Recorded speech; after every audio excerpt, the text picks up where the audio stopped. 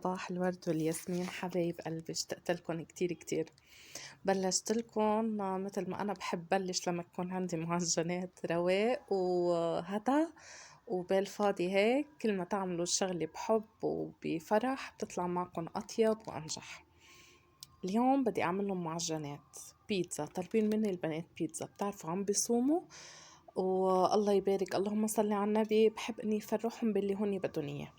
عملت الخميرة بمي فاترة منا سخنة، ملعتين من الخميرة الفورية مع ملعتين من السكر، وتركت على جنب لتفور لأتأكد من الخميرة إنها شغالة.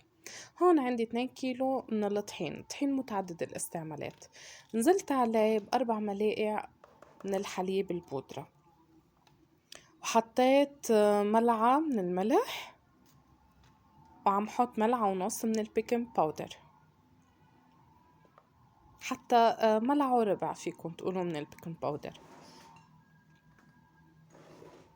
كتير العجينة سهلة وفيكم تستعملوها لكل أنواع المعجنات وناجحة 100%. هون حبايب قلبي بس بدي قلكن شغلة، إنه الكاس اللي بدكن تعايروا فيها بتعايروا فيها كل شي. هاي قاعدة على كل شي بنعمله.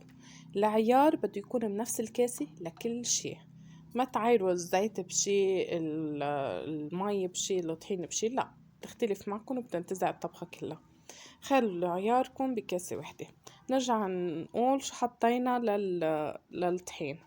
الطحين عندي 2 كيلو من الطحين، ملعقة من الملح لأنه بدنا العجينة تكون مالحة، نص ملعقة من الكربونات وهي كتير مهمة ما تتخلوا عنها، ملعقة ونص من البيكنج باودر، وهون حطيت ملعقتين من الخل الأبيض. شوفوا الخميرة كيف فارت، هيك خلاص تأكدت. بدي انزل بالماء على الطحين. الخميرة أنا حطيت لها كاستين من الماء الفاترين، نزلت فيه على الطحين. هلأ ببلش تقليب. حبايب قلبي كل نوع طحين بيختلف عن التاني، انتو بتضلكم تنزلوا شوي شوي. أنا تقريبا أخدت مني 3 كاسات و3 أرباع من الماء، والماء فاترة، حتى اللي عجنت فيها كانت ماء فاترة منا سخنة فاترة. هون حبايب قلبي كل كيلو طحين بس اعجن أنا وخلص بده ملعقتين من الزيت. أنا نزلت ب4 ملاعق من الزيت ورجعت عجنتهم كتير منيح. وشوفوا العجينة كيف طلعت معي مثل المعجون. يعني ما في أحلى منها وما في أسهل منها، بس بدها عجن منيح. كل ما عجنتوا العجينة منيح كل ما أعطتكم نتيجة ولا أروع. واتركوها ترتاح مش أقل من الساعة بمطرح يكون دافي، لأنه نحن بالشتي وسقع كتير. هلأ بدي أعمل صوص البيتزا. عندي بصلتين كبار من راسين بصل كبار، فرمتهم على المكنة، وكنت حاطة بالطنجرة شوية زيت وملعقة من الثوم اللي فرزناه سوا. حطيت فوق البصل والثوم فليفلي وقليتهم مع بعضهم، فليفلي من الفريزرز. وكنت أنا خافقة بالخلاط تقريبا كيلو بندورة مع 4 روس من الفليفلي كمان أنا مفرزتهم، فرمتن على الناعم يعني صاروا مش مبينين. الفليفلي طعمتها كتير طيبة بالبيتزا. وشلتن حطيتن فوق البصل والفليفلي اللي بالطنجرة مع الثوم. هون حبايب قلبي بس غلوا البندورة، نزلت بعلبة من الذرة وبهارات البيتزا. شو هي البهارات؟ إذا عندكم بهارات بيتزا جاهزة فيكم تختصروا الموضوع وتحطوها. أنا هون ما عندي بهارات بيتزا. حطيت شوي من الزنجبيل، بهار أسود، وبهار اللهم صل على النبي، بهار أسود وشوي من ال7 بهارات وملح. هون صاروا جاهزين عندي. دورت الفرن ليحمى على أعلى درجة حرارة. وانتبهوا المعجنات ما بتاخد وقت بالفرن الحامي، يعني لازم يكون الفرن حامي. شوفوا كيف مغطية العجينة أنا، والله يبارك فارت لفوق العجينة، يعني صارت جاهزة تماما بس على الشغل، وشغلاتها كتير هينين. كل شي بحطه حدي وبقعد أنا حد الفرن، بعمل الصينية وبسقطها دغري بالفرن.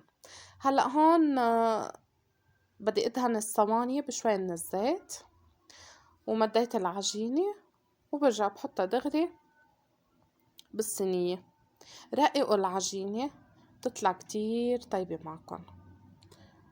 بنزل بصوص البيتزا. حبايب قلبي انتو كيف بتحبوا اعملوا. أنا فرمت على الناعم بقلب الصوص فليفلة، وحطيت كمان لأنه زوجي بيحب الفليفلة شقف، بس إذا بترجع لإلي ولزوجي بخليها هيك مبرومة، وروس بندورة مبرومة هيك شرايح شرايح على وجه البيتزا، بنحبها كتير. بس ولادي أول ما أعمل لهم البيتزا هيك يكون في عليها خضرة وكبيرة وظاهرة أبيعودوش بياكلوا منها. فكروا من هيك أنا بضحك عليهم وبحطها بقلب الصوص بياكلوها وهن مبسوطين وبكيفوا فيها. حطيت الجبنة وصارت جاهزة، ولا أسرع من هيك. صدقوني كان فطور كتير طيب. نزلها بالفرن ما بتاخد 10 دقايق بتكون قبت العجينة واستوت، بتبين عليكم دغري حبايب قلبي. بهالفترة أنا بدي كفي العجين المتبقية عندي، كل شي حدي بجهزهم بحطهم وبفوت على الفرن بقى. ما بخبركن كمان اليوم عملتلن المسخن الفلسطيني. هاتوا خبروني مين معنا بيحب المسخن الفلسطيني؟ يا الله شو طلع طيب وهين كتير كتير كتير. بدكن بس شي كيلو من البصل تقعدوا تفرموا فيه. في ناس بتفرم البصل جوانح، يعني شرايح كبيرة بالطول، فهمتوا قصدي؟ أنا لا، أنا ما بحب، فرمتن هيك يعني بالنص، ما خليت الشرحة كتير طويلة، لا مبين عندكم. وهي الوصفة يعني زيت زيتون وسماق. كتروا زيت الزيتون للبصل، وشو عندكم سماق اليوم رح تستعملوه، ما تهكلوا هم أبدا. بدنا نقلي البصلات. كان قبل بنهار أنا عملت لهم دجاج للبنات، فمتبقي عندي صحن من الدجاج ومش عارفة حالي شو بدي أعمل فيه. وحرام تعرفوا الدنيا الصيام، يعني الولاد ما بتاكل لأنه صايمين الله يحميهم، وكمان الكبار صايمين. فخطرت ببالي هالوصفة، وشو بخبركن أكلوها قبل البيتزا وحبوها بعد أكتر من البيتزا. هون حطيت لهم رشة من الزنجبيل. هي الوصفة الأصلية ما فيها زنجبيل، بس أنا عندي غرام بالزنجبيل فبحطه بدخله لكل شيء. حطيت بهار أسود وسماق وملح أكيد. والسماق إذا كان بلدي وأصلي يعني ما فيه تلوين وهاي القصص، يا الله الريحة شو بتعمل. يعني أنا السماقات اللي عندي بلديات، ما بخبركم بهاي اللحظة كل شوي يا ربي اللهم إني صائمة. شو هي إحساس كتير صعب، الريحة كتير قوية وكتير طيبة بتشهي بالفعل. أنا من عندي وولادي بعضهم صغار، بقلكن يلي ولاده بيحبوا البصل والدجاج وهيتردد وعملوها. وعن جد تحية لكل الشعب الفلسطيني. كتير كتير طيبة، وندمت لي أنا مش عطول بعملها لأنه وصفة مفيدة أول شي، وتاني شي كتير طيبة. بس هي قليت البصلات مع السماق وزيت الزيتون والبهار الأسود والملح، وعندي الدجاج حدي.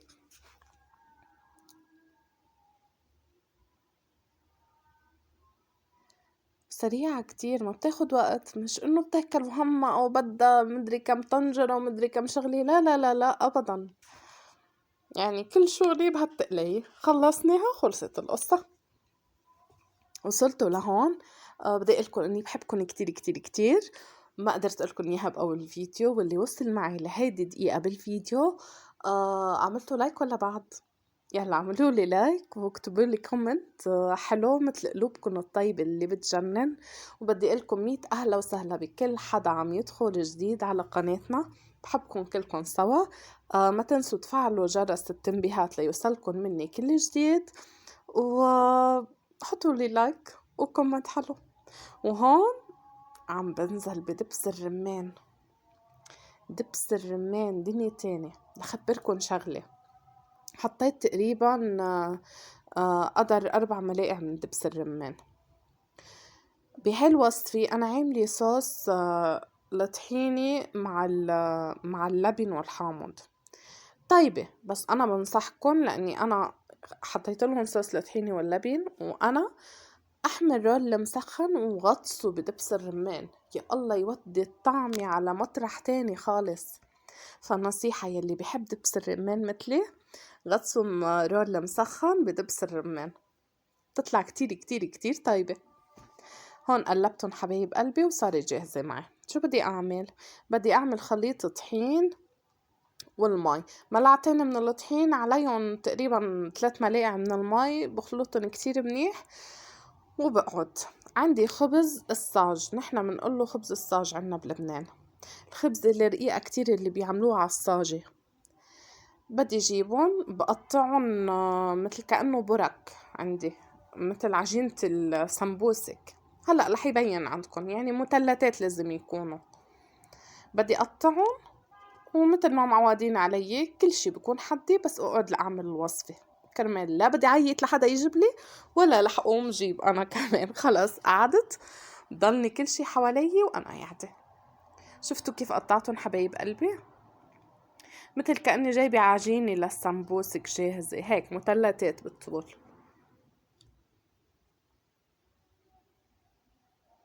هيك صاروا تمام عندي، وبدي بلش احشيهم. بحط الكمية حدي وبدي بلش. هلا كل مثلث بحط له كفاته من الحشوة وبلفه عن الجنبين، ابدا كأنه عم بحشي برك. بلفه من الجنبين وبكفي لقدام. وعن الراس بدي احط خليط الطحين والماء كرمال ما يفك معي بالمقل انا وعم بقليه او انا وعم بشويه. انا شويته شوي بالفرن لانه ما قليته. خبروني شو عملتوا فطور انتو اليوم وكيفكن برمضان؟ يعني سبحان الله كتير سريع، كتير كتير كتير سريع. صدق انا عم يركض ركض. لو تعرفوا قدي متمنية كل يوم نزلكم فيديو، بس الله يعيدوا علينا وعليكم بخير وسلامة. صدقوني اغتنموا كل لحظة فيه لهذا الشهر، لأنه بيجي بسرعة وبيفل بسرعة كتير. هيك بدي لف الكمية كلها سوا.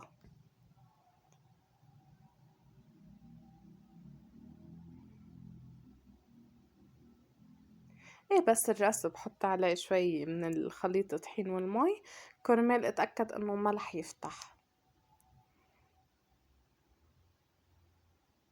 حتى اللي منو حابب انه يعملها رولات او مستعجل او ما له خلق او هاي القصص كلها سوا، يعني اللي بده يتحجج وما له مروي يقوم يعملها رولات وهيك قصص، او حتى تعبان صاخن، صدقوني بس تعملوها هيك وتقعدوا تاكلوها بالخبزة، خبزة الصاج كمان كتير طيبة.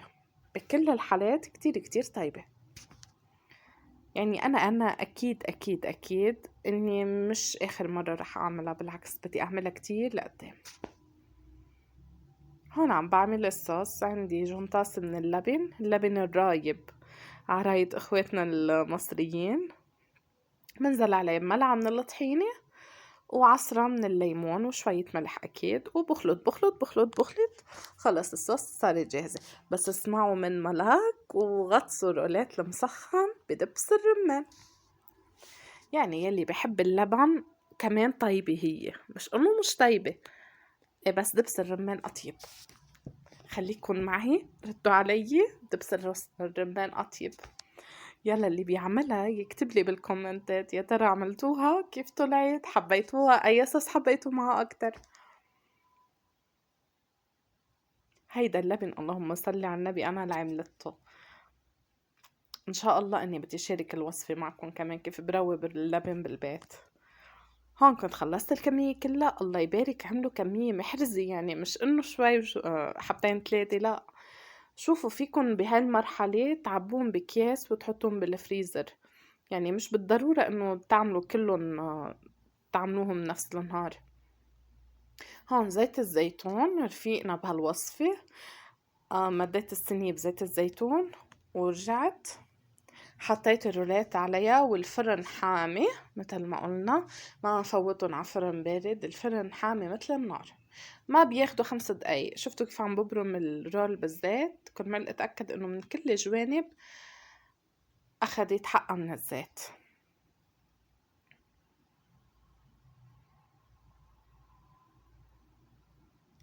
بسم الله كانت كمية محرزة، اسم الله الله يبارك. ألف هنا وعافية لكل مين أكل منها. يعني بس تعملوا هيك اشياء طيبة تذكروا الحبايب، صدقوني بتترك اثر عند اللي بتحبون اذا دوقتوهم من هالقصص.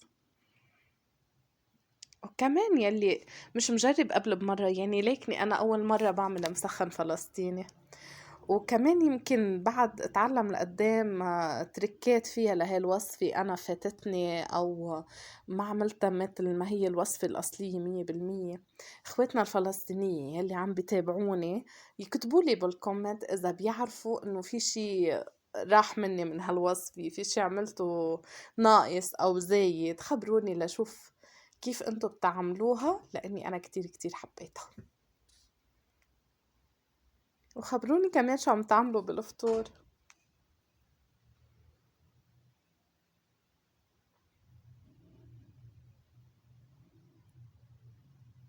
سبحان الله، اليوم 15 رمضان، عم بعمل الفيديو ب15 رمضان.